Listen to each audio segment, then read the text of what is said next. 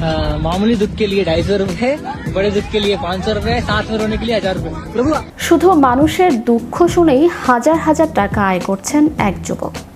বিশ্বজুড়ে এই ব্যতিক্রমী পেশাটি এখন পরিচিত প্রফেশনাল লিসেনিং বা পেশাদার শ্রোতা হিসেবে। বুকের ভেতর জমে থাকা পাহাড় সম কষ্ট, হতাশা কিংবা একাকিত্বের কথা কাকে বলবেন, এমন অনেকেই আছেন যারা নিজের মনের কথাগুলো কাউকে বলতে পারেন না। আবার অনেকেই আছেন যাদের কথা শোনার মতোই কেউ নেই। মূলত তাদের জন্যই এই আয়োজন।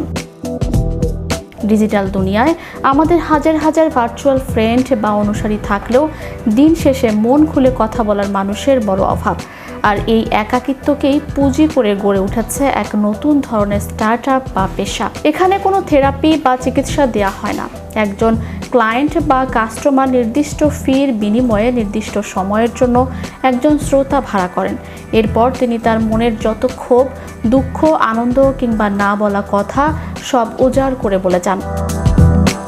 আর অপর প্রান্তের মানুষটি কোনো জাজমেন্ট বা সমালোচনা ছাড়াই শুধু মনোযোগ দিয়ে সেই কথাগুলো শোনেন। বিভিন্ন online platform, voice call, chat বা সরাসরি দেখা করা।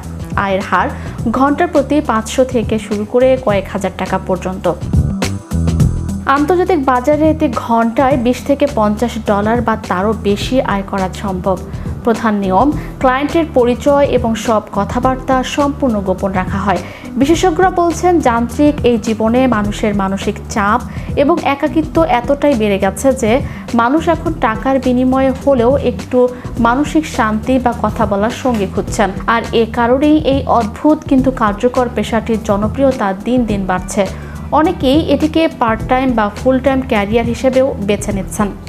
শুধু একটি সহমর্মিতা আর ধৈর্য নিয়ে শোনার ক্ষমতাই এই পেশার মূল চালিকা শক্তি। যান্ত্রিকতার এই যুগে এটি কি কেবলই ব্যবসা নাকি একাকী মানুষের জন্য এক বড় স্বস্তি?